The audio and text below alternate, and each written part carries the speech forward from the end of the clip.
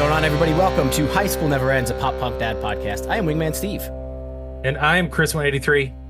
Hi, Chris 183. It's a new month. It's December. It's cold.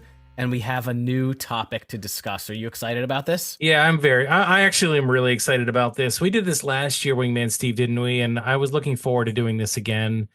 And what we did last year, in case all of you weren't here with us, was we did a look back. We did a look back at all of the tracks or the songs or the albums from 20 years prior, right in the heyday of pop punk, right in the year, I guess that would be what now, 2023. This is what we did last year. I'm sorry, 2003 is what we did last year. So we figured, let's run it back. It's 2024. Now, let's take a look at some albums from the year 2004. But before we take a look at what we're going to do today, what we're looking back at, I think we should shout out our patrons out there. Isn't that right, Steve? Yeah, go for it. Unless you... So actually, I'm going to hand it off to you for this one because I don't have the updated list, and I know you do. I wrote it down. Actually, our guest isn't on the updated list, so shout out to Ashleigh. We'll introduce her in a second. Nick, Sam, Jason, and Steve C. Thank you guys for subscribing to Patreon. And if you're thinking about it, we got a bunch of extra content, so go do that. But you're right, Chris. You know, when we did it this year, we changed the name because of Newfound November. Last year, it was like November Nostalgia, and obviously, Newfound Glory took over the N for November. So December is 20 years later, 2004 look back. And if you do subscribe to the Patreon, we actually got on live and just kind of chatted and decided which albums we were going to pick. And we kind of just riffed about it, came up with a couple of options. And then we picked. You picked, I picked, and we split them. And this was one of my picks. And I didn't have this one on my initial list. And then you mentioned it. And when you said Jimmy Eat World Futures, I was like, damn, there is no way. So we've done a Jimmy Eat World full discography episode. And I think during that episode, we drafted albums. Like a couple of us, we each had a few albums, and I had Futures. So I may be repeating myself. But if you haven't listened, that was a million years ago. Are you sure about that? I don't think you did. I'm almost positive I had Futures. No, because I think I got it, and everybody was jealous of me because I got Futures. I'm starting to not feel that sure anymore. Maybe you're right. I know for sure I did because I think you and the other guy that was on the show, you were like, they were so mad about it, but I was so happy about it because that was the first time I actually listened to this album through and through. And I don't remember anything about that, what I said. I don't remember my top three. I remember nothing. I actually lean a little bit on you to remember for me. And I've totally messed that up this evening already. Okay. So that said, Steve, just like we have been doing now for many, many, many episodes, we brought in some help today, didn't we? We did. I think we picked the perfect person. Hey. Oh, Chris, I thought you were going to say something. I think we picked the perfect person. We've spoken to her before about Midtown. We've spoken to her about what else did we talk to you about, Ashleigh? I can't even remember. Well, you actually Cobra Starship, but Weezer. Of course, Weezer. Of course. Yeah. But I appreciate that you said I was the perfect person for this because I do feel I'm the perfect person for this. I've been listening to this album for 20 years and I love it. And I have a lot of feelings about it. And I'm really excited to talk about it with the two of you. Yes. And you had said when we messaged you and said, hey, do you want to do this album? You were actually talking about this album in that vicinity. I was. I made a new friend at a conference last week, and we were debating what the top Jimmy Eat World albums were, and we'll get to that at the end where Futures landed for me. But there are so many good ones to choose from. This is definitely an amazing album. One thing I want to note here is that when we did that entire discography, and by the way, kudos to us for doing that, Steve. That's a really hard thing to do. Can you believe we used to take, well, we still can in the future, but Futures, we still can do this, but it's a lot of work to go through an entire discography. We deserve a round of applause for that, don't you think? Yeah, we used to do it a lot back in the day, and then we've kind of covered, we've been doing this like almost 5 years. So we've kind of covered like most of the big bands in their discographies. And it did get harder. Those bands that have 8, 9, Yep. 10 albums, it's rough. And so sometimes we took turns or did drafts. So we Mhm. evolved, but I'm excited to just focus in on the one. But I did want to start off with a question for you guys. Wait a minute. I didn't finish. I Oh, you didn't didn't? finish. That was the first part. Oh, First of okay. all, don't take away my round of applause. I think I clapped. okay. Second of all, and I'm sorry if this is what you were going to get to, but I really wanted to ask this because I remember on the Discord after we did that episode, somebody that is on this show with us right now had a lot to say about that episode. Ashleigh, was that around the time that you first started listening to this show? Oh Can you my remember? gosh. Yeah, because I went back. I wasn't listening when you guys first put out that episode, but that was one that I went back and listened to, and I did have a lot to say, and I can't believe you remember that. Thank you. No, I remember weird things. Yes, I don't remember everything, and I don't remember the last episode we did, but I do remember that. So it will be very interesting, and it's actually appropriate to have you back on to talk about it because you actually you had some really great points about this particular album, and you called out some things that Steve and I had said throughout, our analysis of it. That again, I have no recollection of, but it'll be cool to kind of hear from your perspective what you think about these songs and kind of mold it into our opinions too. So, Steve, I just had to get that out because it's something that I've been thinking about now for a couple hours. So I wanted to hand it back to you for your thing. Man, if it wouldn't take a really long time, we should like scroll back through the Discord and read it. But I think it would kind of take forever to find it. So we'll just keep on recording. My question I wanted to ask you guys was, we're starting this look back on 2004. Where was everybody in 2004? What were you doing in 2004? What was Chris? What was Ashleigh? What was Steve? Well, let's go around the horn. Go ahead, Ashleigh. You can kick things off. Sure. 2004 was a big year for me. I was 25. I turned 25, and that was I would say right in the thick of listening to a lot of pop punk. um and I had just moved to Arizona the year before, which we'll talk about because that is where Jimmy Eat World is from. But I was looking at a bunch of other albums that came out that year, which you may talk about in other episodes, like American Idiot. Forget What You Know from Midtown also came out that year. So it was a really big year for music, and it was a really big year for just emotional maturity, being the age I was and in a new place and trying to figure out relationships and what I wanted in life. So um, that's maybe why this album feels so meaningful to me, because of what I was going through at that time. In What about you guys? 2004, I had a friend of mine who actually was the friend that was on the show last time we did this with Jimmy Eat World.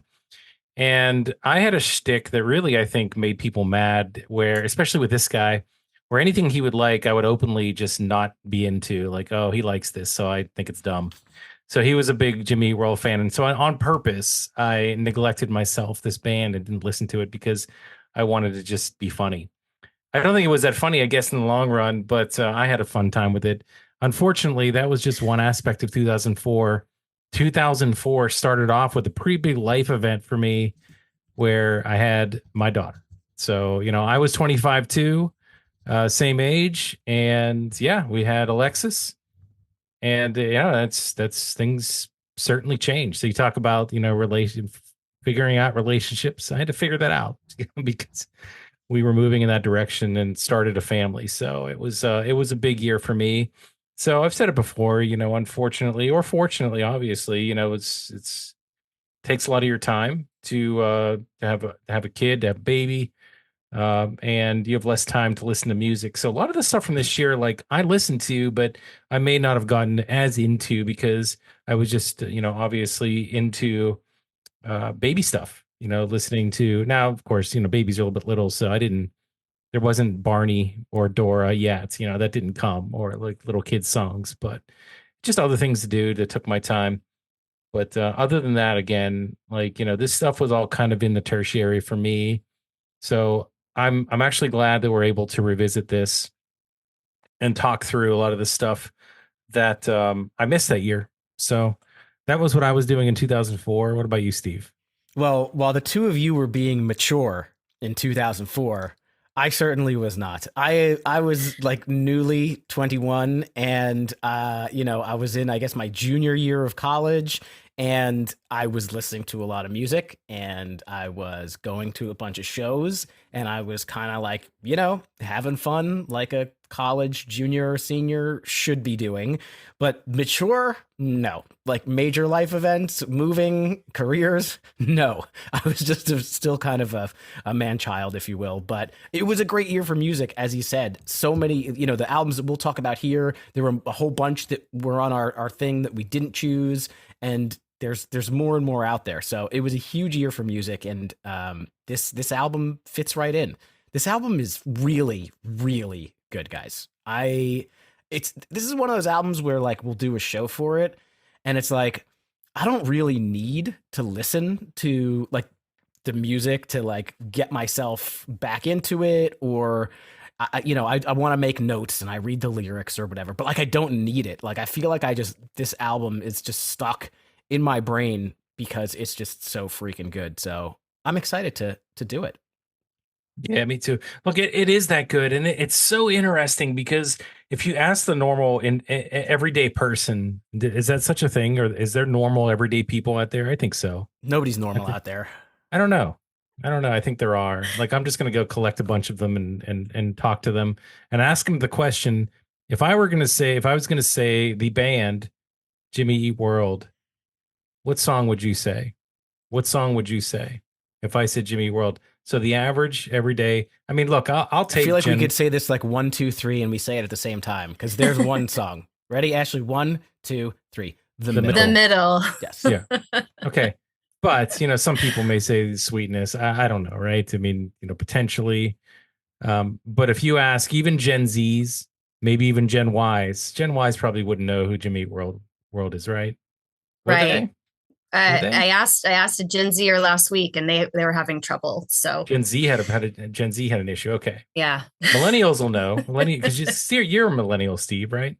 Yeah. So I think millennials officially are supposed to start in 1980. So I would fall in that. I read this stupid article once that said that people between 80 and 84 should have their own distinction called Xlennials because they're not really millennials because they had an analog childhood, but the digital kind of teenager years and early adulthood. And I liked that because at the time people thought millennials were like shitty and lazy. And that stigma, I think for the most part is past, but I tried to distance myself, but I would put myself in that bucket. Yeah. See, everybody says that. I don't want to get off on this topic because I think we've talked about this before, but so Ashleigh and I think we've already determined that we're very similar in age, that because you, and I don't out that on this show, but you said so, that we are the last generation of living an analog lifestyle and being old enough to remember in full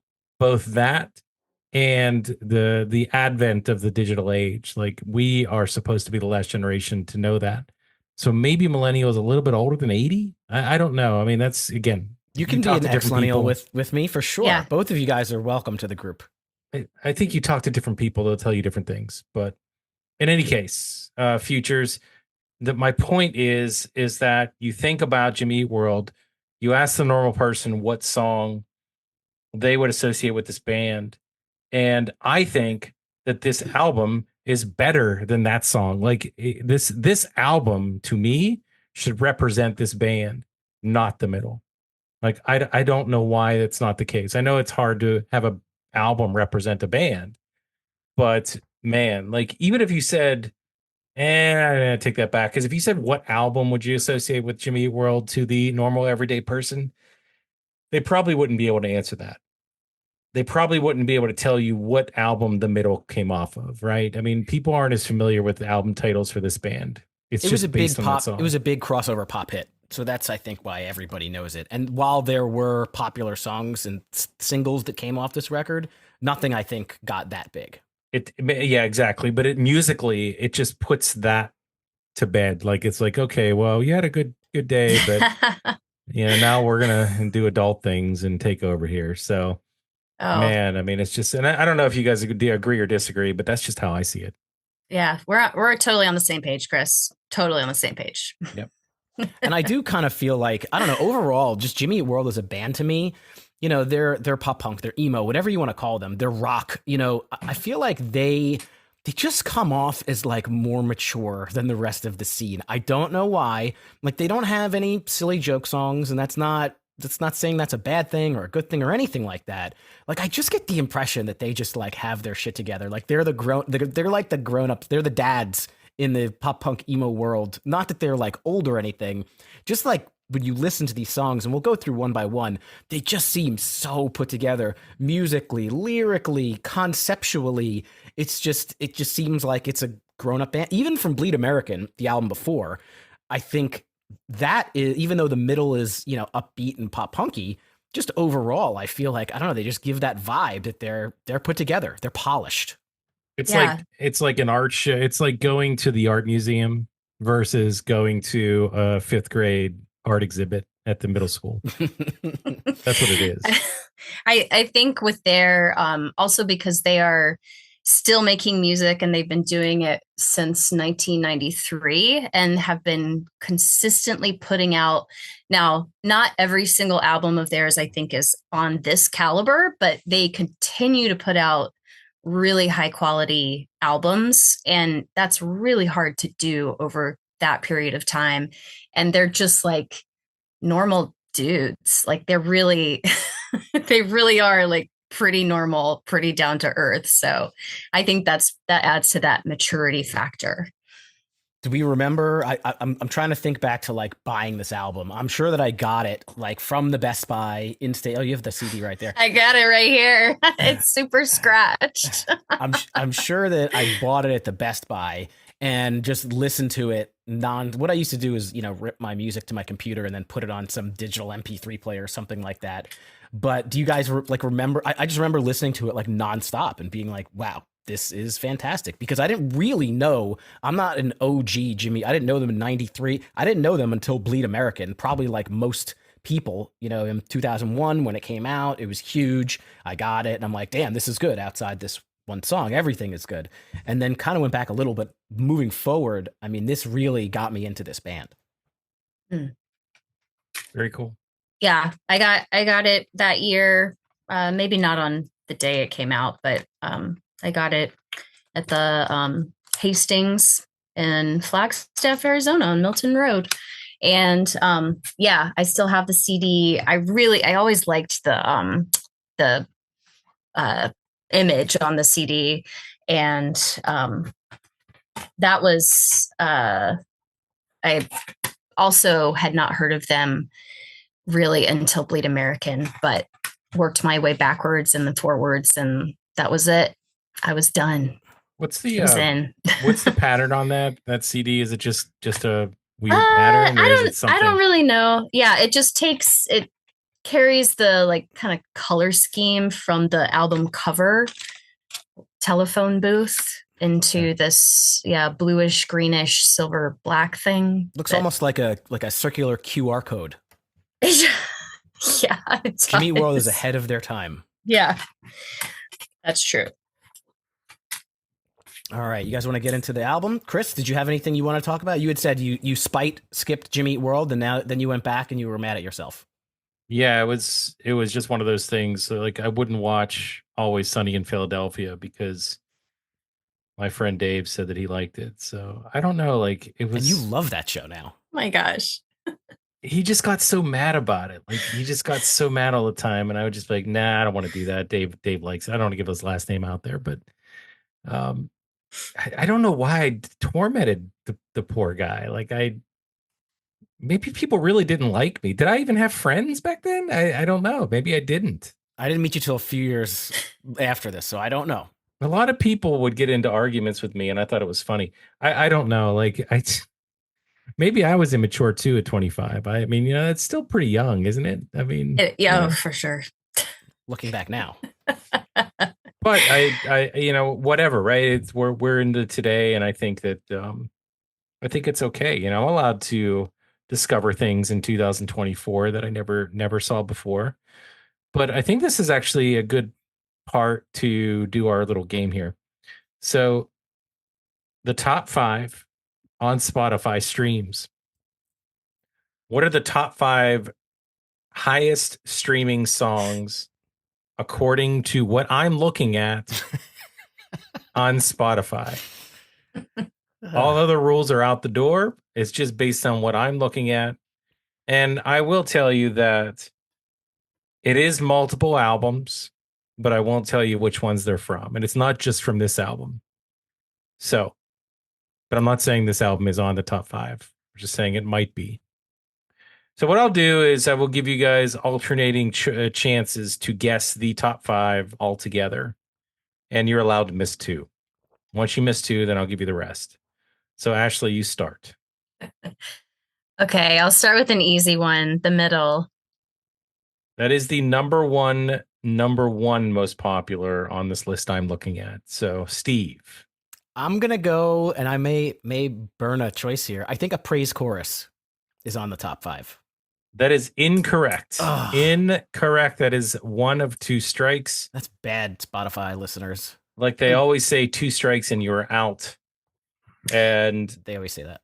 Ashleigh, you're next. Yeah, I'm gonna say Pain from this album.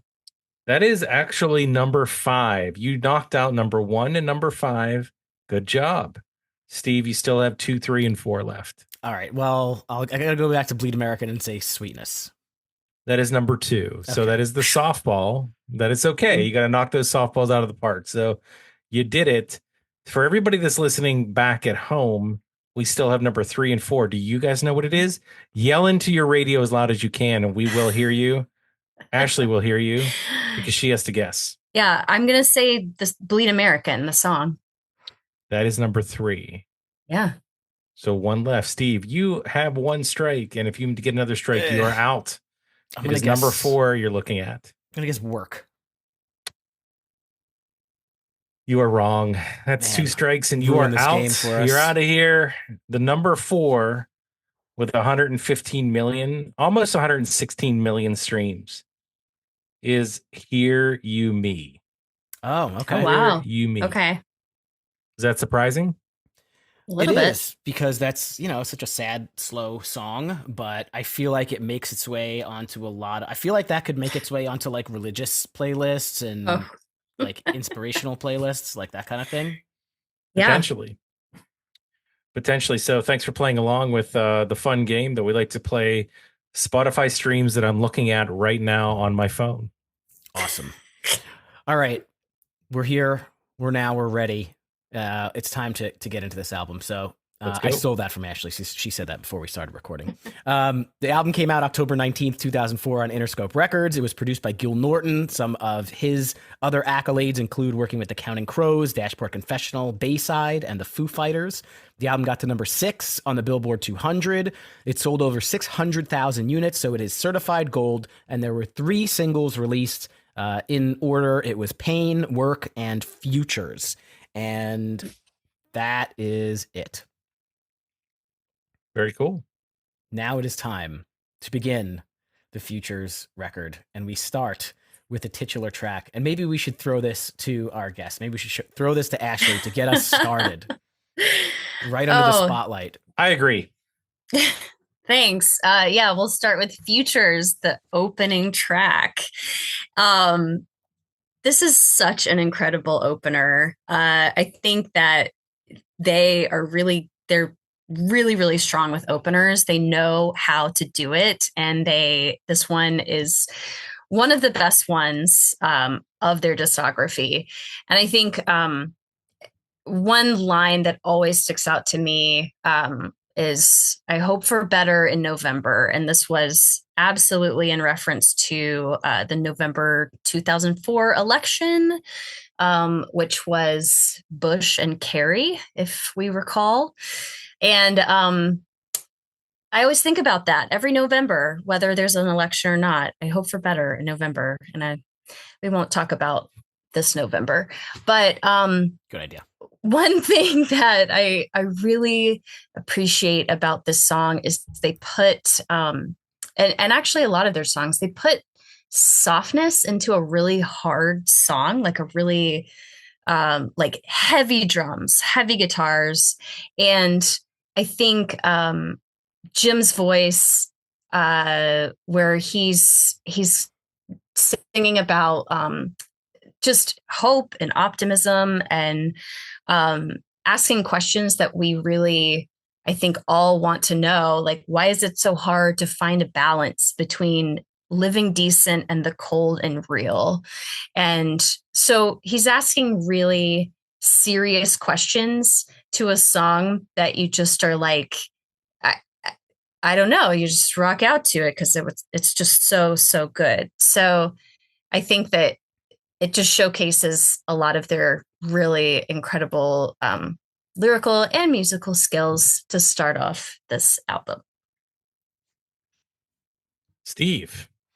Yeah, you know, you're giving me some context here, and I like it. From the very first second that this song kicks in, like, you know that this song is going to be a banger. Like, the guitar line is just an earworm.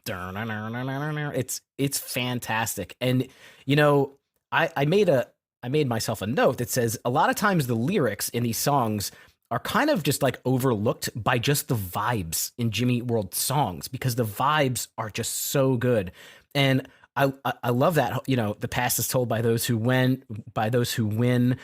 Your voice can mean something. And, you know, I didn't really think election politics kind of thing, but it makes total sense now. To me, it's just the mix of like the emo delivery on the lyrics with the rock music is just perfect. The chorus, it's infectious. My favorite part might just be the piano, like, musical interlude right before the bridge. You guys can hear it in your heads right now. Anyone listening who knows this album can hear that piano, and it's just so Jimmy Eat World, and it's so good. Like, they really do have a vibe of their own, and this song, this album, like, hits it on the nail on the head to perfection. So yes, fantastic song to start off. I love Futures. Yeah, I think you know, immediately you can tell that, you know, there's certain bands that can set themselves apart from the rest in terms of how they construct a song musically and how they build a melody for a song with the lyrics and the guitars or whatever they use, you know, piano too. And this song is no exception to that, because Jimmy Eat World, the way that they build songs, the way that they put these songs together is second to none. And maybe it's just the way I like to listen to them. Maybe it's just my thing. Maybe it's the fact that their music connects with me. It connects with me. It makes me feel a certain way. But the second this song hits, like, the music, it's that guitar riff. It's that burner, however it goes, right? With the guitar, it's probably one of the best guitar riffs that I've heard. Like, it's definitely top five. I could listen to this song over and over and over again just for that riff, because I love it so much. I love the bass line too in this one. I don't know if you guys mentioned that, but it kind of feels like a heartbeat. And I just, again, love the way they put that together with everything else. It's energetic. The melody is an earworm. Everything is just like, this song feels like it lasts for 10 seconds. It's that good, because you just feel like it's just everything you want in an opening track. This could go anywhere on the album, on any album at all, and still be a just an amazing song. And even the chorus, like, it slows down, but it's just perfect. It's perfectly done, the way that it slows and contrasts to the energy of the verse. Just amazing. I'm into it. This is the great way to kick off this album. Awesome. You want to keep it rolling and go right into Just Tonight? I was going to hand it off to you because I don't have too many notes on this. I think that you have to jog my memory, actually, because I don't know why I didn't have much to say here. Go ahead. It's funny. A lot of times with this album, sometimes I forget the song titles because they're all like very simple. Like kudos to them for going the opposite of like what Fall Out Boy and those other bands were doing this year. Most of the titles are very, very simple. The beginning of this song really kind of to me sounds a little bit like an 80s montage, and then it's like right into these like chunky guitars. Just that intro, it sounds like Short Circuit 2. I love that movie in the 80s.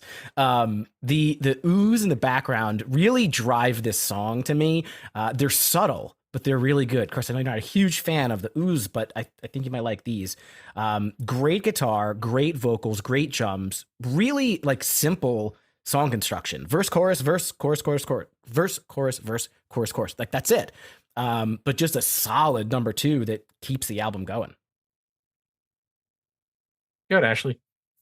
Yeah, I think the propulsion of this song, the guitars just charge it forward, and I think Zach, who's their drummer, he doesn't skimp on some really involved drums that just, I think I always I like running to this song because I don't know much about beats per minute and all that stuff. I just know that it's a good song to run to. But I think this one is not as I don't have as much to say about it because it's a little more straightforward, a little more simple. But it gets the point across really, really well.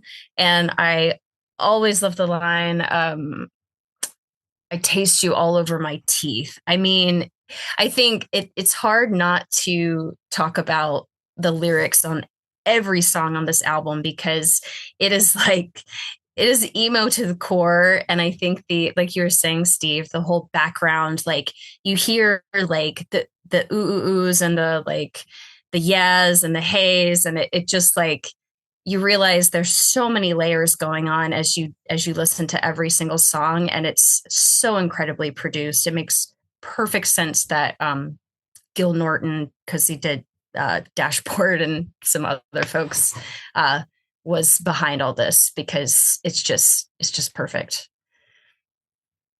All right. How do you taste somebody in your teeth? Could it be like maybe they ate something garlicky, like it's metaphorical, a garlic Chris. paste of some kind. Maybe like a good tapioca pudding that kind of stuck, and then you just have that taste. I mean, it could be a Jello. It's a sharp American cheese that just lingered. I think that's a good one too. I mean, a lot of people eat cheese, and you Not a good definitely one, could though. tell. I mean, we think just that's don't what's know. I happening mean, here. we'll have to agree to disagree on this one. You're right. I love the word propulsion. I think you stole that. I wasn't going to say it, but you still stole it because it was perfect. Good job. Awesome word. Now I got to think of a word here to use. No, but that's perfect because if you think about the song, it does have that propulsion from front to back. It keeps you going. It feels like you're starting up a really fast car and you just hit the gas and never stop. Like it doesn't speed up, but it goes really fast. And it feels like you're floating along here with this song. It keeps you going with that same energy from the start to the finish. It's the guitar line. It's the way that they have the tempo going. And it still has a really good melody to it. So again, it's a nice follow-up to song 1. It does not slow things down. And it continues to keep that theme of just a well-balanced song that sounds really good through track 2. So that's my thoughts, even though they're not super in-depth. I don't have much more to say like you guys, but I'm here for it. And then we can go into the next one. Work. All right, I'll kick this one off. You want to go into the you go ahead. Go into work. So when you kind of mention Jimmy Eat World, and there people can react different ways, right? People who are like super Jimmy Eat World fans might think more emo, and people who just heard the middle on the radio might think, oh, it's like pop punk band or whatever. The album starts with 2 strong rock songs, and here at number 3, they're going a little more on the emo side with this one. I love there's like a lower range guitar that are mixed with the high range in Jim's vocals. The chorus is so simple but so great. Again, the O's are complementing here. My shining line here is I love all the best DJs are saving their slowest song for last. When the dance is through, it's me and you. Come on, would it really be so bad? Like that's just, I don't know. That's just romantic, right? That's a really awesome lyric. And honestly, like the musical breakdown in this one is beautiful. It's crazy how when the lyrics stop and they do these interludes, they're so nice. And I was here for this one, even though it's a little different than those first two. I really like Work. Do you think you could have taken the words from the song in 2004 and then basically just copied them onto a page and pretended like they were a poem that you wrote and handed it to a female person? I could have made like my own website on Angel Fire and put like shiny hearts on it and just sent them the www.angelfire.com/wingmansteve/DJ song. Yeah. You missed the boat, man. You could have done it. Like, why didn't you do it? I should have. I wish you should have known me back then because I could have given you this idea. I wonder how many hits I would have got to that website. I have so many good ideas. You have no idea. You have no idea how many good ideas I have. We've been doing this a while. I've heard a lot of good ideas. This is great. This song's amazing. Ladies and gentlemen, stop everything you're doing right now and listen to this song if you have not, because this song is life-changing to me, and I am not giving away my rank in it, but you have to listen to this one. It's amazing. Especially when you start getting into that chorus part, the what can I say, where it starts there, and then he goes into that chorus. It's the melody. Like, where does that come from? Like another planet. There's the harmony. It sounds amazing, unlike anything I've listened to before, but it sounds so familiar. Like it's something new, but it makes me feel good in that familiar way. So I can't explain it any more than that. It's the melody is just pure, it's top notch, and that guitar solo in this song, it just blows you away. It's just wow. Like they go all out here. I don't think there's an inch of this song that doesn't sound good. If there was something that was a super hit, like when you go to an Olive Garden and they ask you if you want a super salad, this is a super hit that I would definitely categorize as a step above all the rest. So Work is definitely a good song. Before you go, Ashleigh, I just wanted to ask if somebody came up to me and was like, "Do you like the song Jimmy Eat World Work?" Like, I don't know that I would remember the name of the song for some reason, because it's not like they say the name. Most of these songs, it's somewhat hidden. Not Futures, obviously, but we'll get to the next one, Kill, after this. But they would have to like sing a line. I'd be like, "Oh yeah, I love that song." Does anybody else feel that way? Yeah, it's almost like with the one word titles, it's almost like I wondered if it was like a working title, no pun intended. And then they were just like, oh, yeah, we'll keep it. This one's Work. That one's Kill. That one's Pain. I like it, though. Yeah, this song, I feel like it is well, for me, so it was the second single. And at first I was kind of, after some of their other songs, I was like, oh, this one's a little more mellow. It doesn't hit you as quickly, but it is such a slow burner that eventually I felt was, oh, this song is actually really strong. It doesn't come out and smack you in the face like the first two do, but I think the lyrics and the delivery are so heartfelt. That is one reason why I love this band, is that you fully believe that Jim Adkins is like feeling it every time he sings it. And it's like that in concert too. It's like he is for real. And I think that you can really hear that on this song.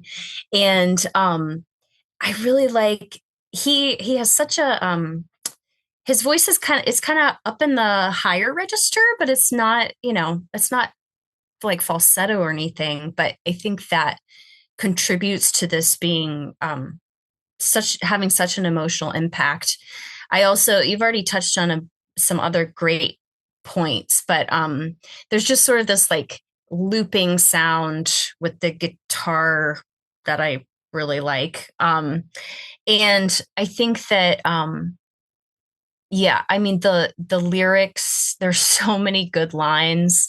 I really like the line, "Don't think we're not serious. When's it ever not?" Like, how many relationships are like where you think of that in your head? Like, when is it ever not serious? Like, whether you're think you're serious or not. So I also just want to point out that the female backing vocals on this album are from Liz Phair. So that's a cool point. Yeah, great song. Oh yeah, I agree. I agree. Hey, what about get back to the teeth thing when you bite down on a peanut butter sandwich, but just peanut butter? Like that could be something too, because that peanut butter taste stays in your mouth until you brush your teeth. So that could be a part of that too. Just a heads up. Thank you for that. I was thinking about that just as we were talking. Okay, well, that's a mood killer right there. Let's move on to kill. The kill? No, that's different. Not the kill. Ashleigh, why don't you Just start kill. us off? Yeah, I would love to start you off because I love this song so much. I read somewhere that that Jim was trying to write a track with no repetitive lyrics. So it keeps, like he said, he uses the word kill, I think 3 times, but it's always a little bit different, where he says, like, you kill me, don't the easy kill. The easy kill. There's one more that maybe we'll come to, but I feel like it really tells a story. I can see what's happening. And he's wearing his heart on his sleeve, or whoever this song is about, wearing their heart on their sleeve. And they the song builds to where, like, it starts escalating, and then he's saying, you know, I know what I should do, but I just can't walk away. And then um the the part where he says, oh God, like his emotion in that moment, I'm like, I feel that. I totally feel and believe that, like, this is a really hard situation that he's going through. The sighs, the ahs, and the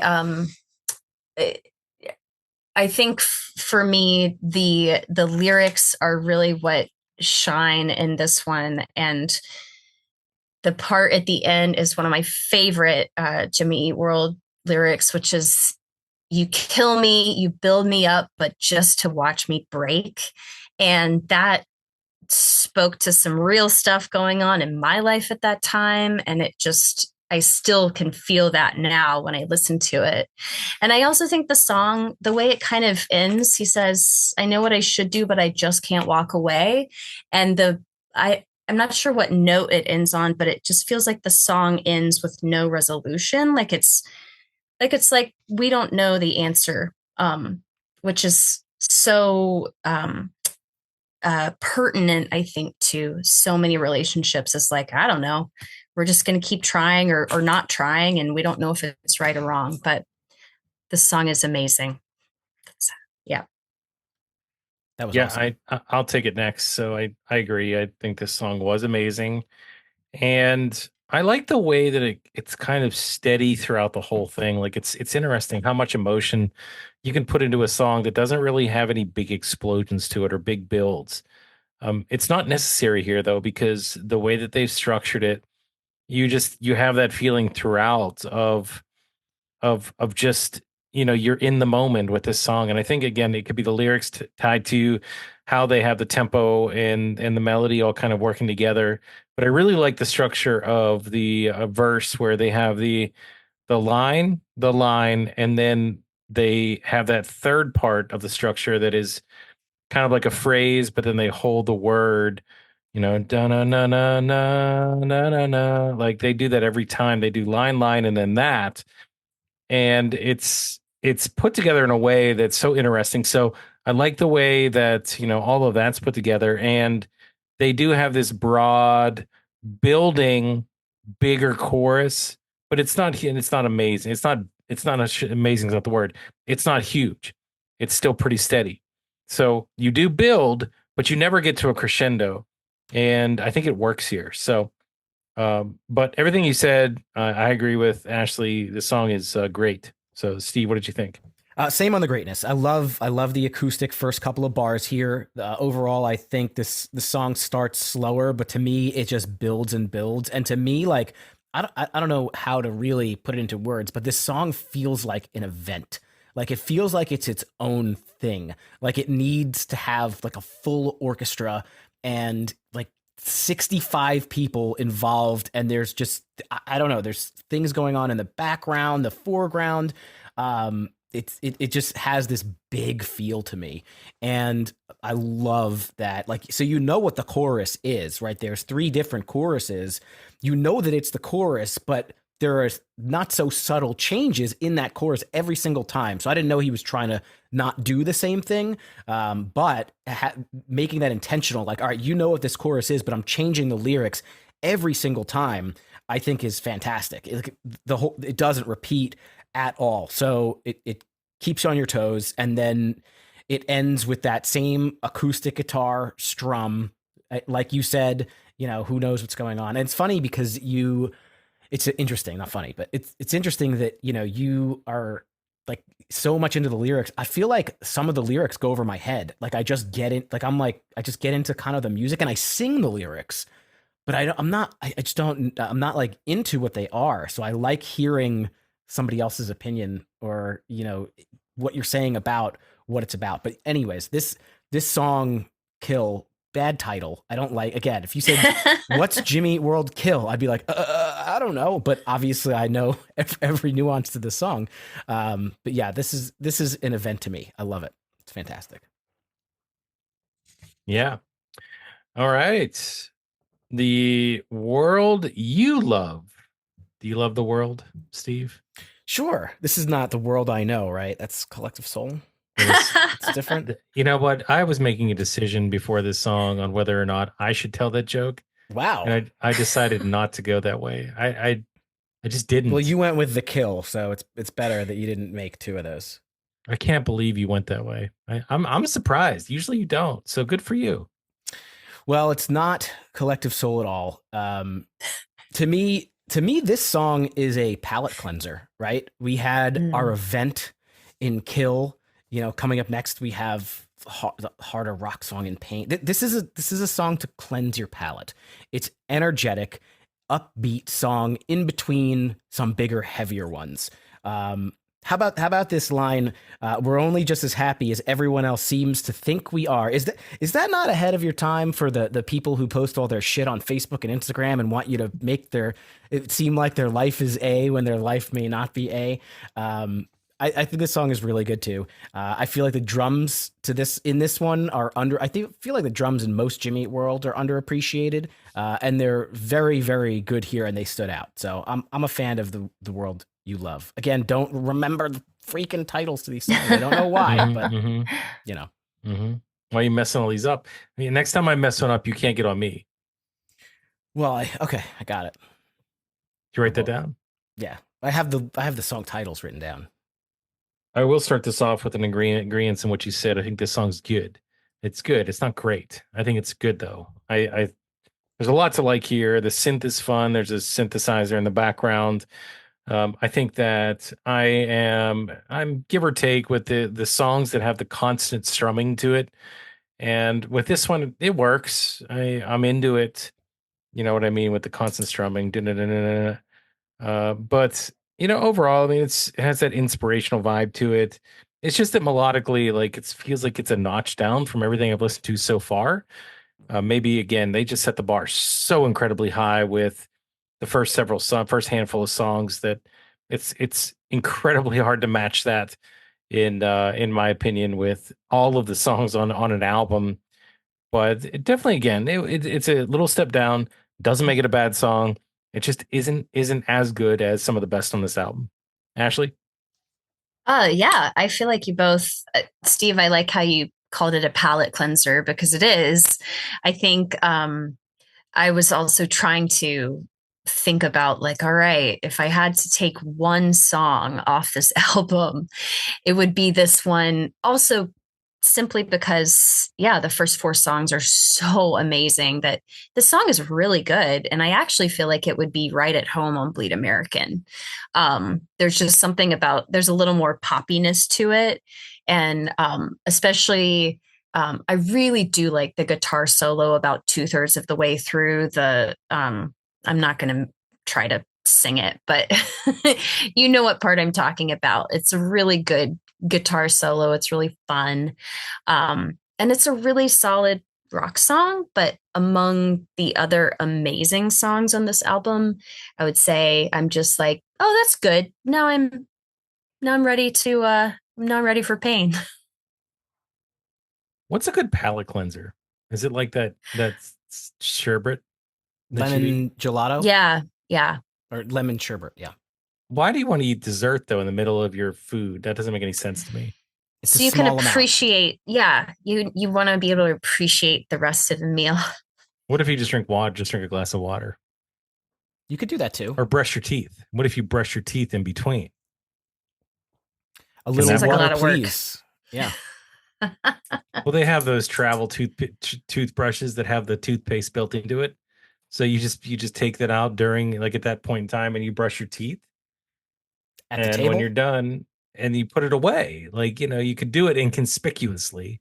You know, I have a friend and we go out to dinner often and he always has those little pickers and I can always tell that he's picking his teeth even though he's huddled down. So This is I wouldn't recommend it. This isn't a pick. This is a toothbrush that you use. That's even worse.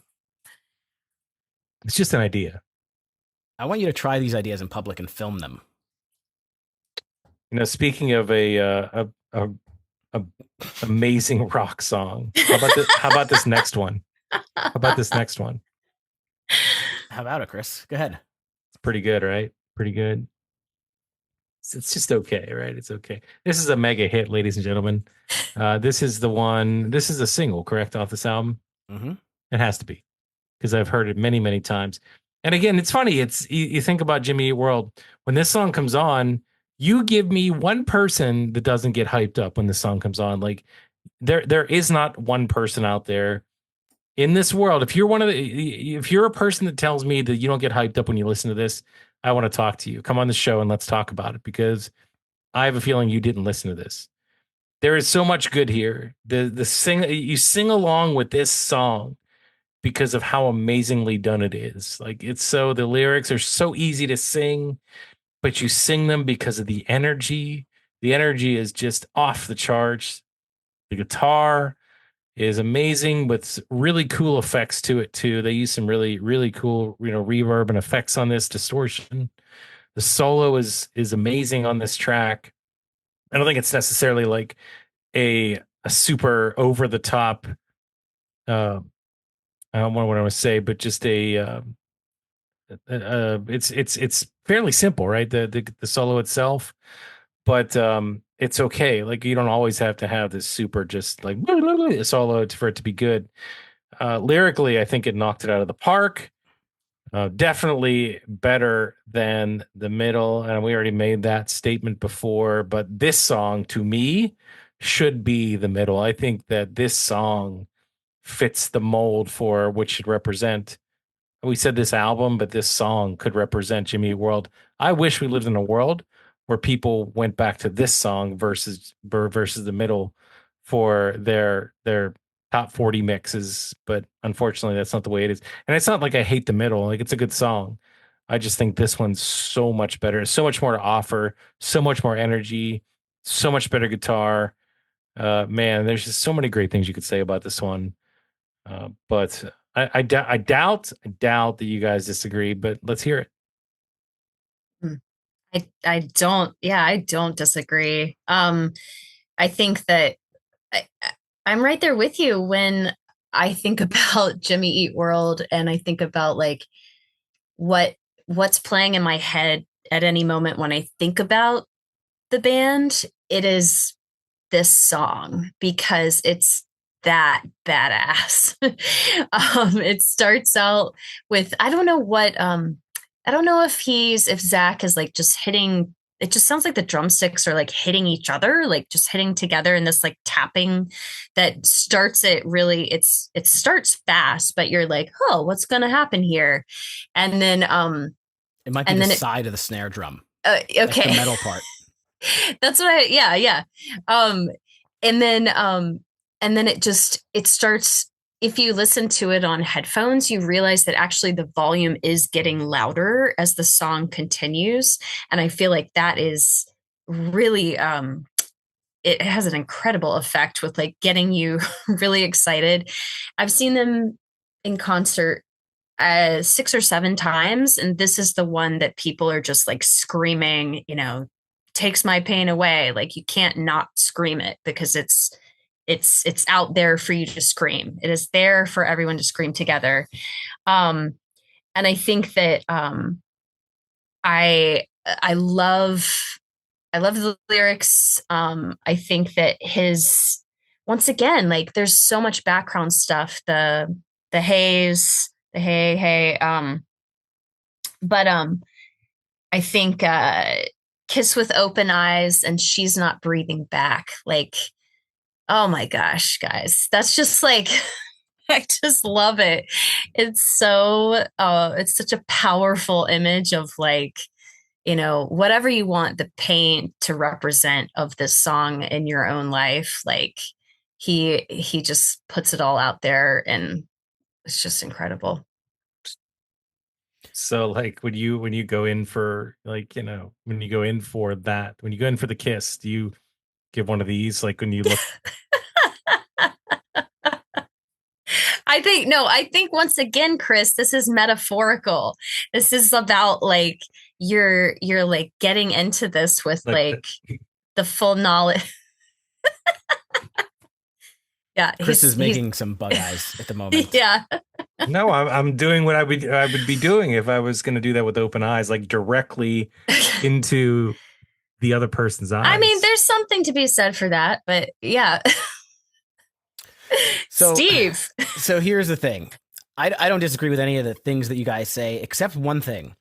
Like, to me, the way that I've listened to this album a zillion times, to me, Futures is like the main track, not Pain. So when I pop open Spotify and I see that this song has 4 times more than the next closest one on this album, it's got 91 million streams.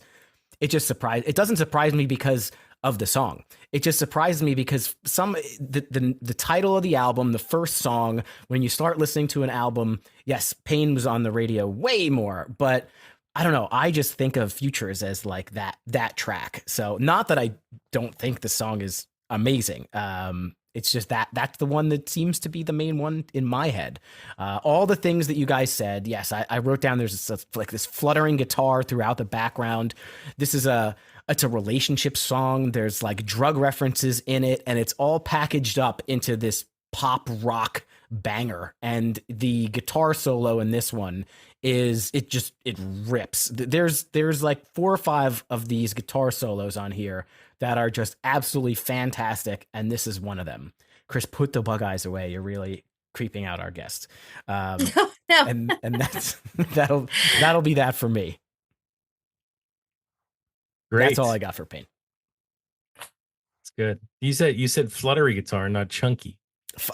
There is this like some sort of effect. You called it reverb. There's some effect that like seems like it's fluttering in the background throughout most of the song. I can't like stick it in my ear at the moment, but it was very critical on my re-listen that I wrote it down. I'm sorry. Like every time you say chunky guitar, I think of like this guitar made of some sort of meat product that like falls apart in the arms of somebody playing it, like it chunks away. Like I don't know, it just doesn't fit with me. I don't know. I don't like it. It just feels I didn't say weird. it this time though. I nothing against you. I mean, no, but I didn't say chunky guitar. We get along just fine. I just that chunky thing. I just can't. I can't. So I got to stop saying that. It's a mental block. No, continue to say it. That's how you feel. But I'm saying I didn't even say it tonight. Yes, you did. Well, not in this song. Not in this song. You said fluttery. Yes. So yes. that one, I imagine a guitar like flying away, like fluttering away. I cannot have any control over what you're imagining by any means. I'm just being honest. Okay. It's either, it might be the drugs. Or it's me. Yes, might be you. Um, I guess I'll kick this one off. Go ahead. This is an interesting song. It's very like drug trippy. There's also an alternate version on a different album that's like electronic and crazy. Um, and to me, this song kind of acts as like a 6.5 minute intermission to this album. It's piano driven. It's super emo. The only thing is like I just don't take Jim Adkins as like a drug guy. Like I don't know. He just looks like like plain John Doe white dude from Arizona. Like I don't know. Thinking about him like tripping out and doing rails and getting hammered, like it just doesn't hit my brain.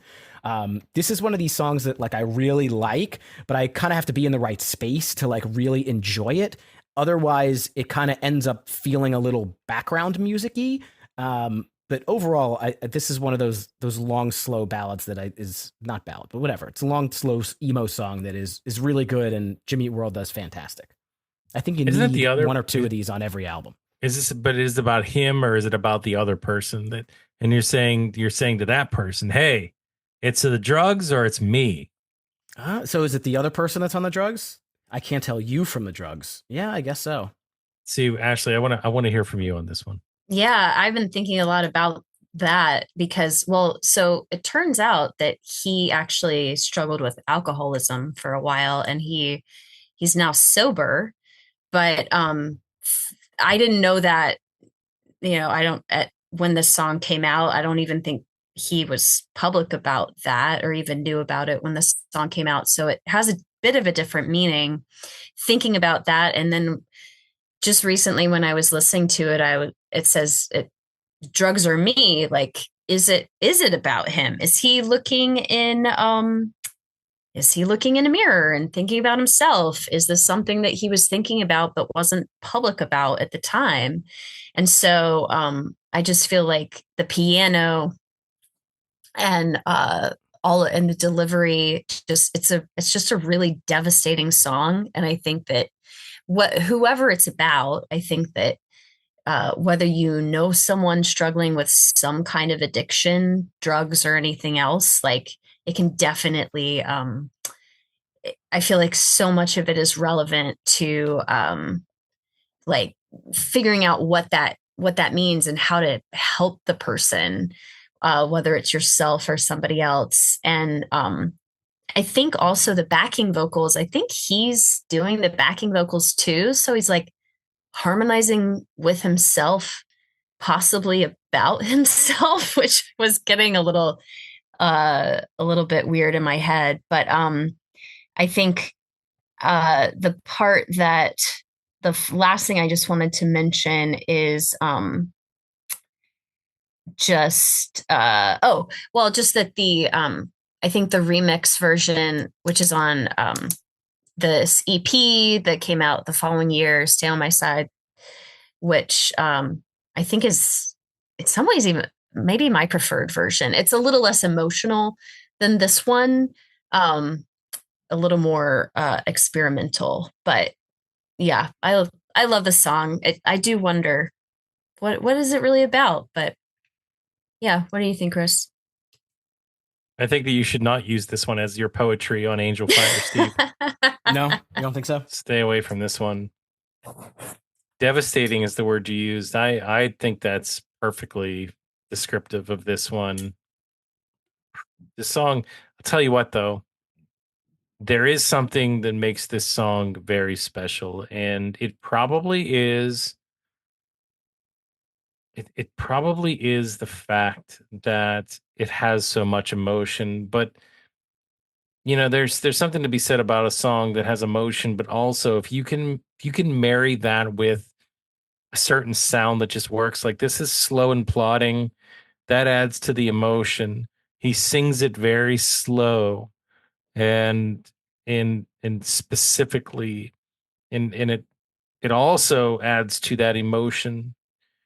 You can you feel via the music in this one. It's the music that makes you feel. And to me, that's special. So I think that, all of that combined make this a different, special track. And even though it's a serious topic, I don't care what he's singing about here. Like he could have changed all the words, kept the music and the way that he delivered this, and he could be singing about harvesting coconuts, and I'd still feel emotional about him going out there and cutting down coconuts from a tree because it's just has that much power to it. So I love the way he writes music. This song is different. This song may not be as powerful in a way that makes you hyped up or that makes you want to get up and sing, but anything that can make you feel to me is definitely worth listening to. So I actually have to check out that other version of it because I'm interested in that right now. But that's my 2 cents on this. So Steve, or you already went? I started.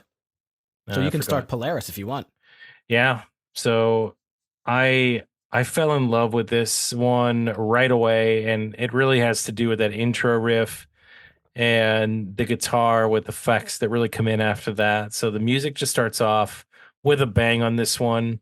The lyrics a little bit floaty, not quite as just heavy as Drugs Are Me on this one, but still, a lot of emotion here. I like when he says how he travels east and north. That's the Northeast, right? That's where I'm at, kind of. That's where Steve's not at. You're just more east than you are northeast.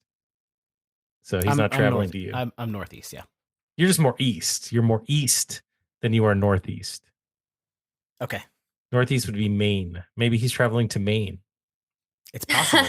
The Northeast is a large region. Um, I I do like how the verse contrasts. There's a dichotomy between the verse and the chorus. It gets louder. It gets louder. You guys talked about the song that forget what maybe it was Pain, how it got louder throughout. Maybe it was a different one. I don't know. But this one, the chorus comes in louder. But it's amazing. So I mean, it's an amazing sound, an amazing melody. The chorus again, well constructed, sounds great. That guitar lick too. I called it a guitar lick in between the lyrics in the verse. So smart and it's so smooth, and it again adds to this song. But I think, even the bridge, so that might actually be the best part of this entire song. And that musical build with that bridge, the whole song just builds. And I am always there for a song that does that. So even though my thoughts are a little bit all over the place, you package all that together, and I think you have a nice follow up to Drugs Are Me that again doesn't bring it too much different. It doesn't speed it up to the point where it's a completely different song.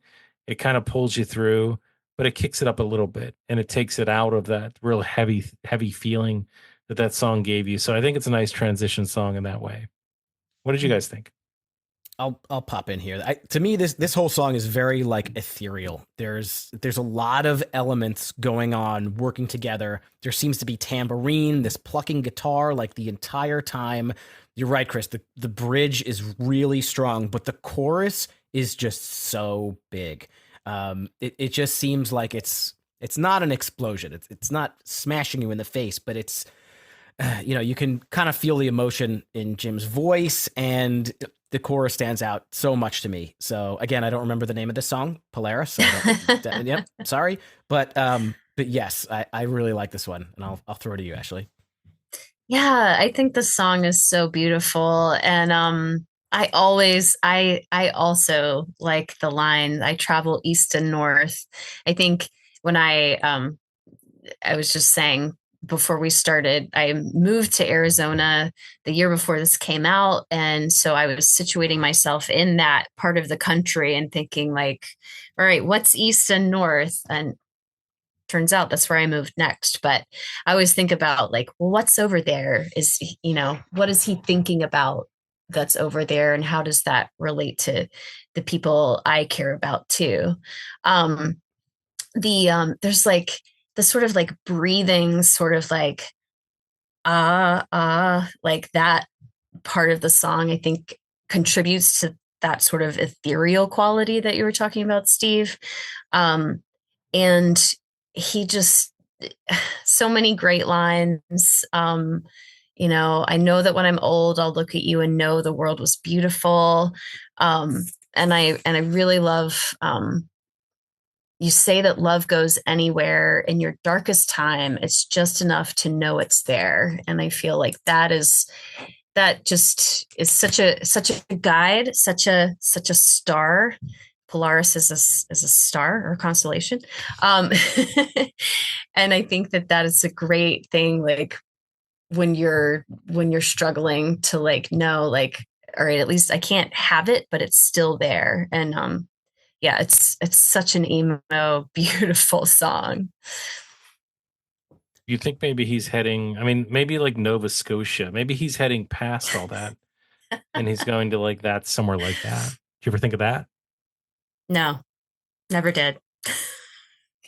Steve? I mean, you're actually, if you look at a map, technically you're south of where I'm at. So there's no way he's heading to you, because that's you're much further south. I feel like you have a complex about like where you live and you're projecting it onto me.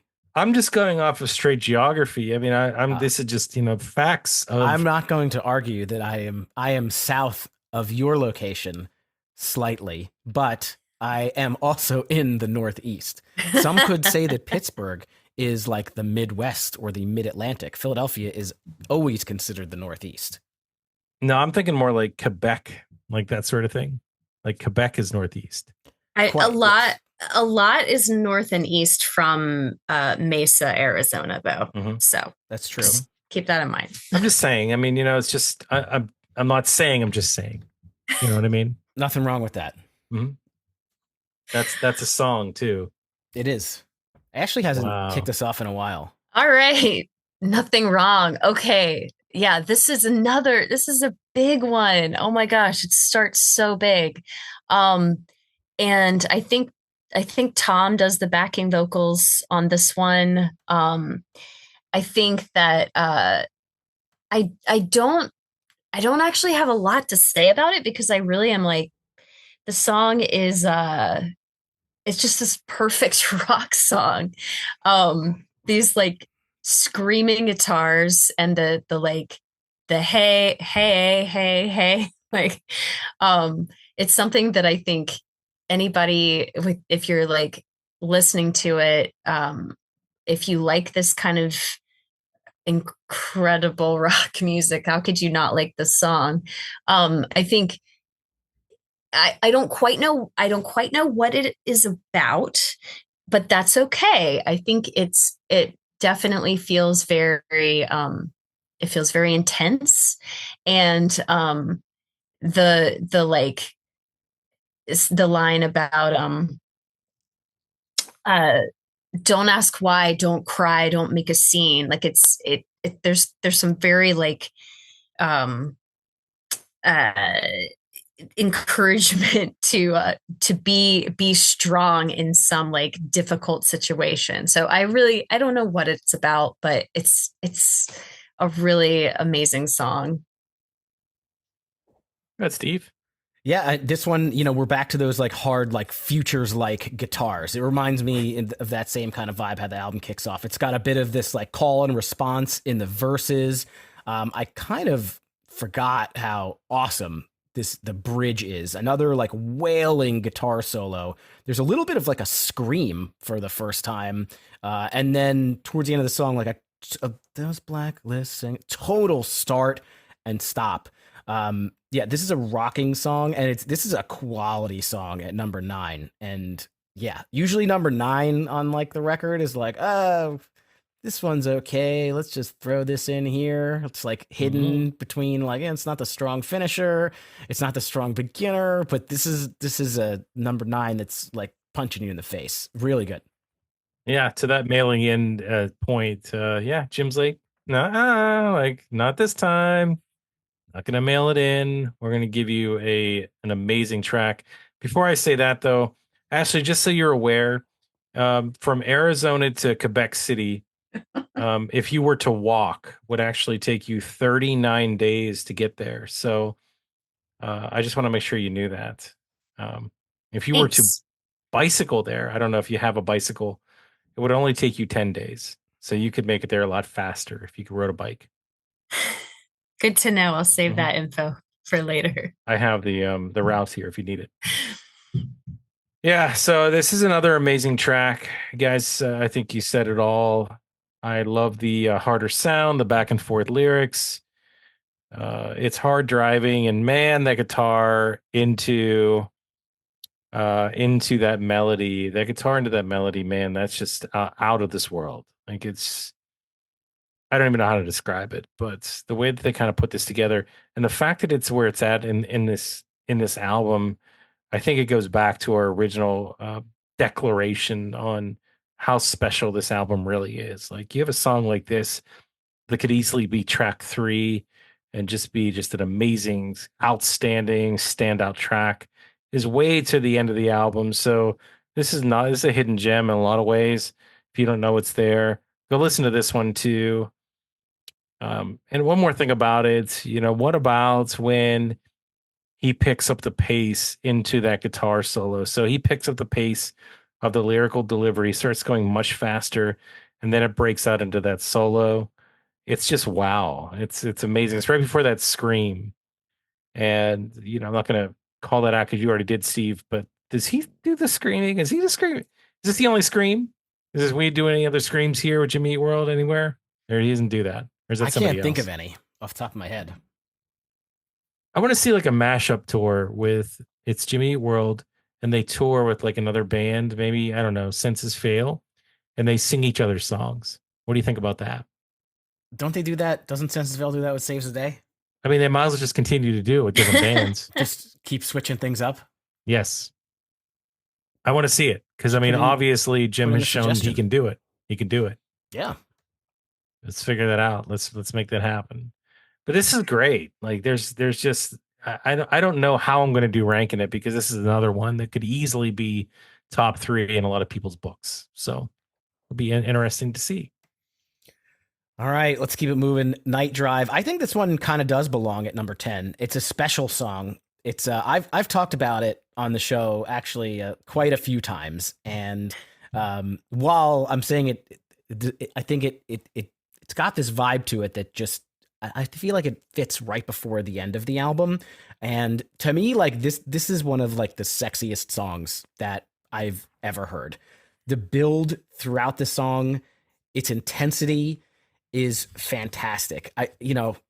Maybe I attribute it to the drums along with the ooh like in the background. The like I think the drums are it's like the tom or the bass drum. It's just hitting the whole thing. Like this should be playing in a movie when like the two characters like finally get together and it turns into like a steamy scene.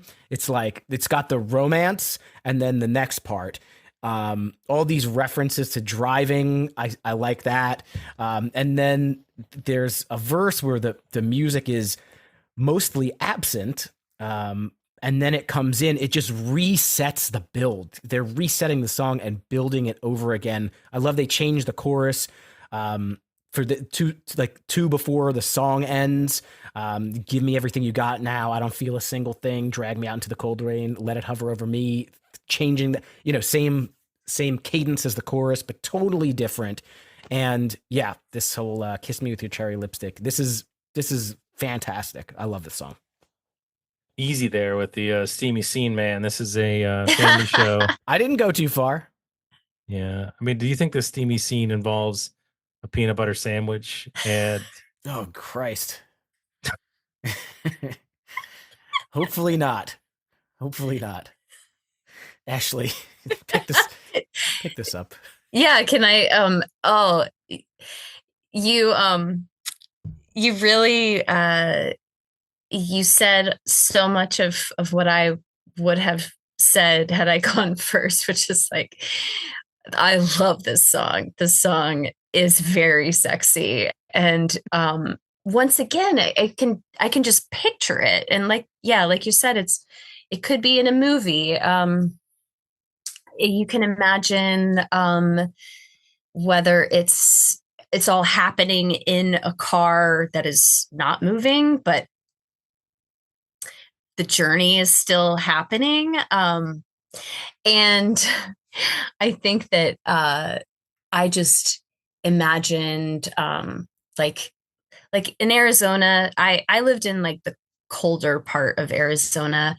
But in any part of the state, it's cold at night in the desert. And I can just picture like what it's like to be in a cold car, uh, or in a car with another person steaming up the windows. I'm just imagining it. I'm not saying this actually happened, but I can imagine it because of this song. Um, and the bass is really big. Um, there's the like the the like parts where he's like the na na na na, like it makes you want to sing along, and it just brings you into this story. Um, there's almost like this sort of like haunted or possessed feel to it. It's that intense. And I I love I love that line that you mentioned. And I love where he says, do you feel bad like I feel bad? Um, and make you notice with both fists. It's just got this drama and this, it's got so much emotion there that I can picture every time I listen to it. I'm totally taken up by the song. Chris, there's Just trying to keep it together here. It's so in your, just so I get this right, it's cold outside, but it's steamy in the car. I like to keep the heat in the car up to probably about 85 because I do not like the cold. So I always crank the heat as high as I possibly can. Is that the same thing? that's probably what he's talking about in the song. It's just you turning up the heat and you're eating a peanut butter sandwich. Yes, but think about it this way. So you're driving fast with somebody in the driver's seat and the passenger, and it's cold outside, but inside the car, he has it cranked up to 81 degrees, and you're eating the sandwich, but you're not looking at the road. You're staring directly at the person in the passenger seat while eating the sandwich. So you're locking eyes. They're open the whole time. You can taste the peanut butter on your own teeth. This is like the worst movie ever. This is the worst Angel Fire website poetry I've ever heard. You guys told the story. I'm just reciting it again. Like I don't even need to do anything here. I'm just recapping everything, and it all kind of fits together. So maybe that's the genius of this album, is everything that comes at the culmination of what I just said. Like that's what this is all about. Is a car and a peanut butter sandwich, or maybe a plate of cheese. It just depends on the way you decide, right? I don't know. It's a night drive. I don't like driving at night because I feel like the headlights get into my eyes and I can't see very well. So I'm just not a night driver. Like I will drive at night, but I prefer not to. This isn't my favorite song. I'm sorry, guys. I mean, this for some reason, I'm just not as into this melody. And plus, there's clapping in the song, and you know how I feel about that. So I'm sorry, the clapping kind of seals the deal. And so I'll close the book on this song. And, I know it's not the last song on this album, but I'm closing the book here just for a second to take a breather. Just taking a breather because I have to. Can we move on, or you need to take a breather? No, we can move on, but I'm just taking a breather. Okay. Well, nobody likes you when you're 23 except Jimmy Eat World. Chris, your breather's over. Why don't you talk about 23? Yeah, so I'm going to open the book right back up and tear this page out like you would in a magazine at a doctor's office. Like you tear the page out and you keep it. Have you ever done that? I used to, when I was a kid, I used to collect the ads, like remember the Absolute Vodka ads, and there were different ones in every magazine. I had a whole wall of them. So yeah. I would take I did those. too.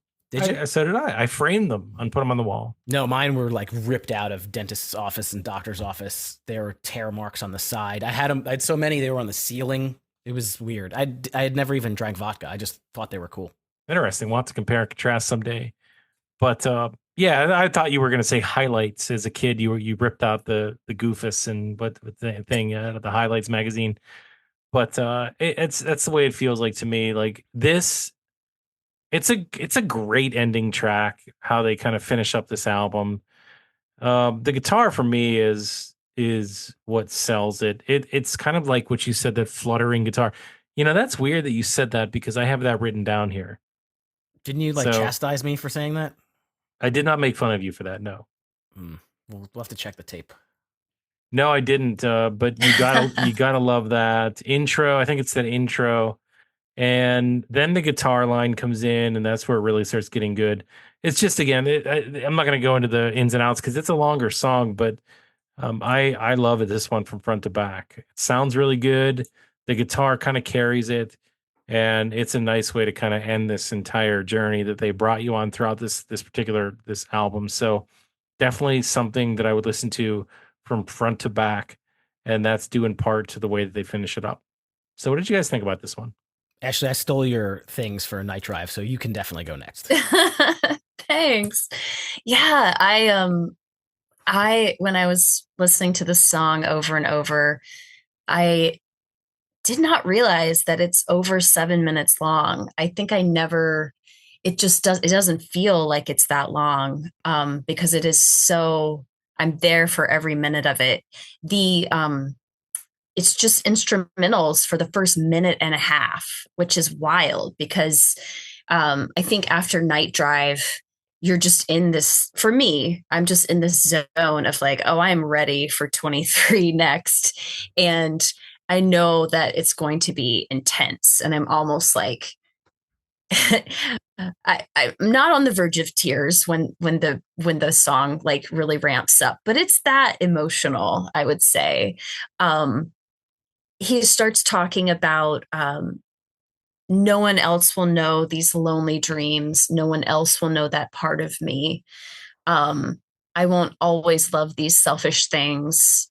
I won't always live not stopping. And it just feels so, it just applied, I think, so perfectly to things that I was going through at age 25.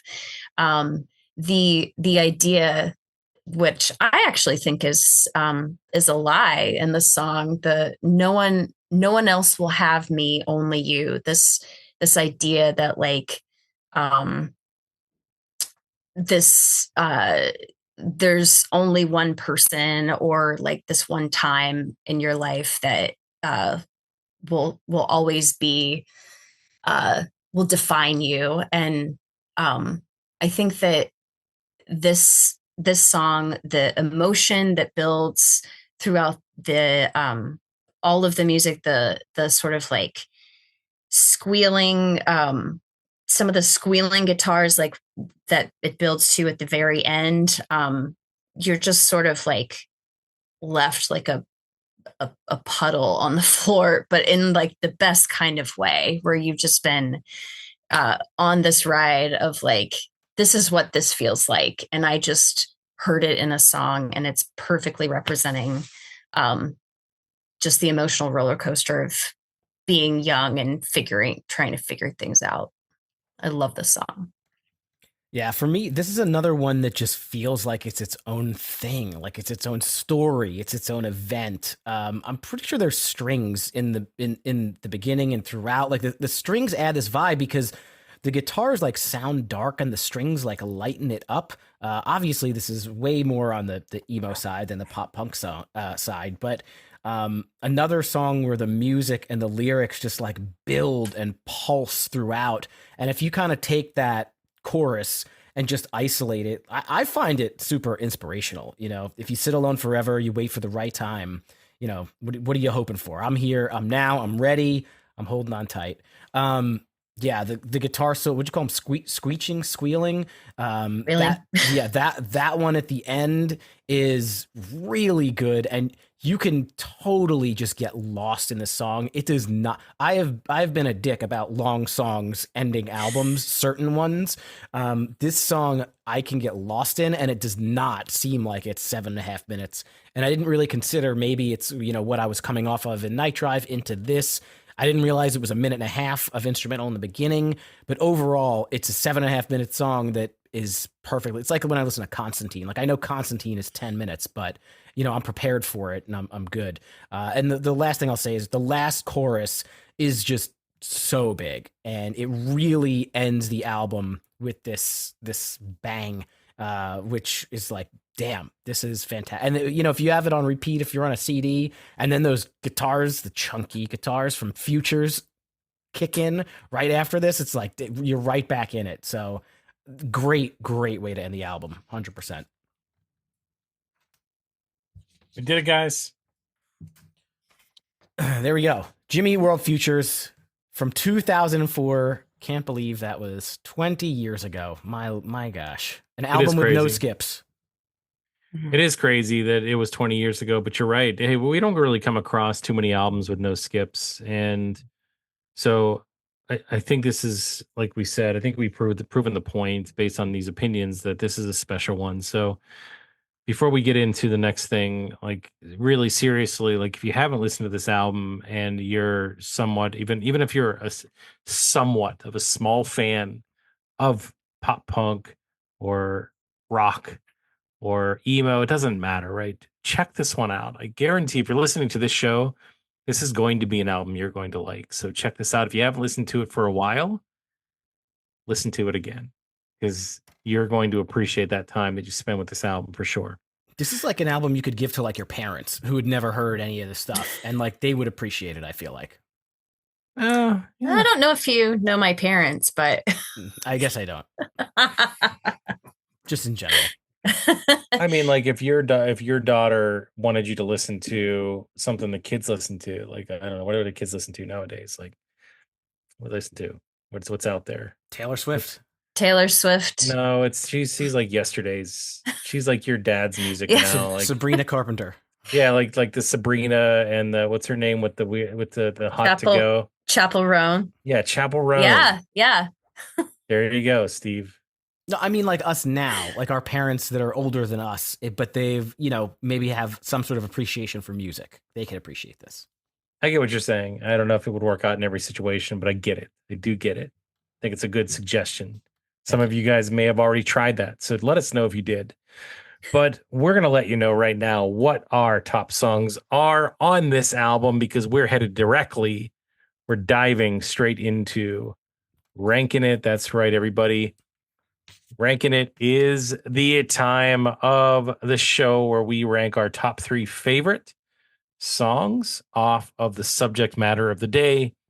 And today, because we are looking at Futures by Jimmy Eat World, we're going to do just that. So, Ashleigh, the rules 3, 2, 1 in order. 3, 2, 1 are the rules. And as we have established in a previous episode, there is absolutely not allowed. These words don't fit together, but that's okay. We're going to go with it. You are not allowed to do any honorable mentions, unfortunately. We threw that out, and that is no longer allowed. So it is just your top 3, 3, 2, 1 in order. So guests always are first. So Ashleigh, have at it. Yeah. This is hard, but I did come up with my top 3. So number 3 is 23. Number 2 is Pain. And number 1, which is actually my favorite Jimmy Eat World song of all time, is Kill. And I think I could have said other combinations and been perfectly acceptable, but those are the ones that really stand out the most for me. They're just all absolutely perfect.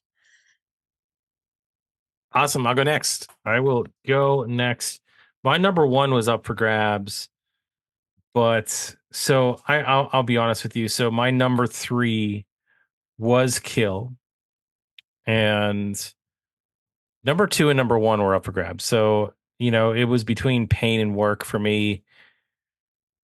And I'm going to go Pain at number 2 and Work at number 1. Work was just special to me. It just had a special something about it that even though Pain was an awesome song, it was a single, it sounded amazing.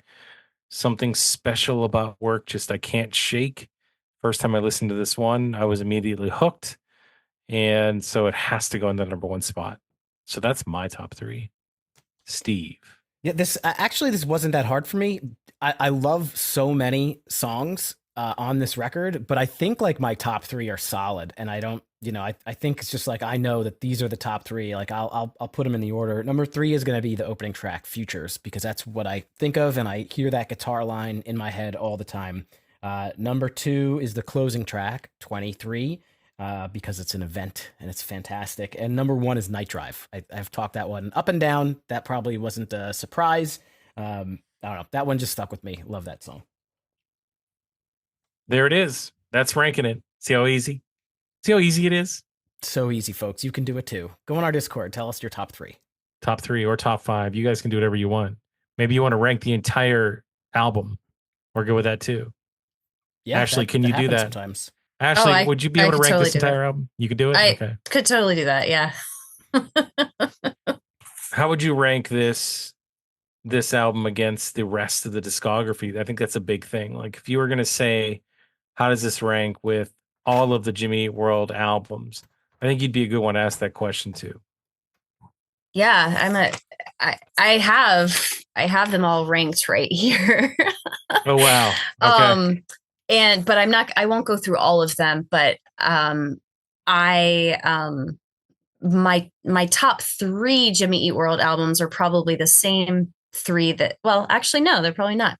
I'm just going to say Futures for me, that is number one. Bleed American is a very, very close second, but Futures kind of took both Bleed American, if you mesh Bleed American and Clarity and make it a little bit darker, a little bit heavier, I feel like you get Futures, and it's just the natural evolution, progression of this band. And I think this one is just 100% perfect. It is my favorite Jimmy Eat World album, and I think it is also the strongest Jimmy Eat World album. What do you think, Steve? Samesies. Yeah, this is by far their best. Actually, I wouldn't say by far. This is a definite their best album in my mind. Bleed American is a close second, and I'd have to put in some real thought to find out what number three is, because I think I know like a mixing of all the other albums, some of the singles and some playlist stuff. But I'd have to I'd have to go back to that point in time when we did the whole discography and really give each one a listen to give a true number three. But no doubt, Future's number one. Ashleigh, have you listened to everything? Did you listen to Chase the Light and Damage and everything else, right? I listened to everything except for their very first album, which was a self-titled album, which I don't think you can really get. But all nine of them, I know them all very well. Yes. What's in that bottom spot? I gotta know. Static Prevails. It's number 9 for me. It's their first major album. Yep. 1995 is when that came out. Sure. 96. Yeah. This says 95. Oh, okay. What are you looking at? I forget where I pulled it from. Wikipedia? Pulled it out of the thin air is where you pulled it from. Because I'm looking at it. It was from somewhere. Yeah, I didn't listen to too many of these other albums other than the episode we did. But I mean, even if you compare this one against the ones that we know, I think I've already said it. Like, this is number one by far for me. So Futures is it. And it's really a reason for somebody to fall in love with this band, especially if you've never heard them. If there was somebody that never heard of Jimmy Eat World and they were like, hey, what do I start with? I would have them start with this album and say, listen to this. It's going to change everything. And I think I'd be right. So if you're one of those people, check it out and let me know what you think. Ashleigh, thank you so much for joining us. This was a super fun time, and you were the perfect guest. Thank you so much for having me. This was a lot of fun. Thanks, guys. Absolutely. And I agree with that. Great conversation. You always bring some amazing detail to every conversation we have, whether it be on Discord or here. We look forward to having you back again. And we look forward to all of you out there telling us what you thought about this show. And there's a couple different ways you can do that. But one of the main ways you can do it, if you have Apple Podcasts, write us a review. Let us know what you thought about the show. Give us a 5-star review. It helps the show for sure. It makes me feel a lot better too. But if you also want to support the show, don't forget about the shop. The holidays are coming up. Tons of people to buy things for, namely buy things for yourself. I always end up doing that is I go out shopping and I end up with something for myself, which is fine too. Not going to judge, but there's a ton of great stuff on the shop. There's t-shirts, there's mugs, there's hats, there's the little beanies, there's the beret I think we have now, right? Do we have berets? Not yet. Working on it. Do we have ski masks? Nope. We have the regular masks, like the COVID masks. All right.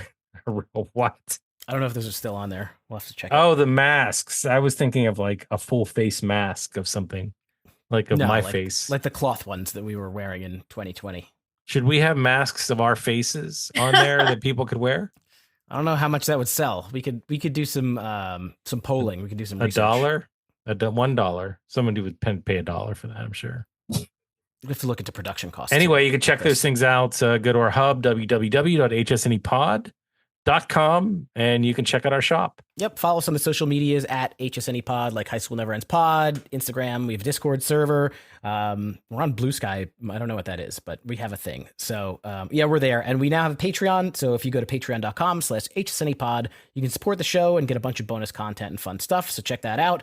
Our look back on 2004 will continue next week with a new episode. Until then, keep on rocking your dad bods, throw up your rock hands, and blast the pop punk.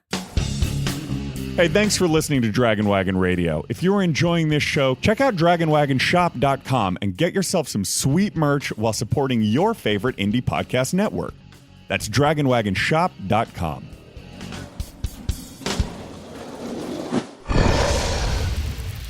It's Dragon Wagon.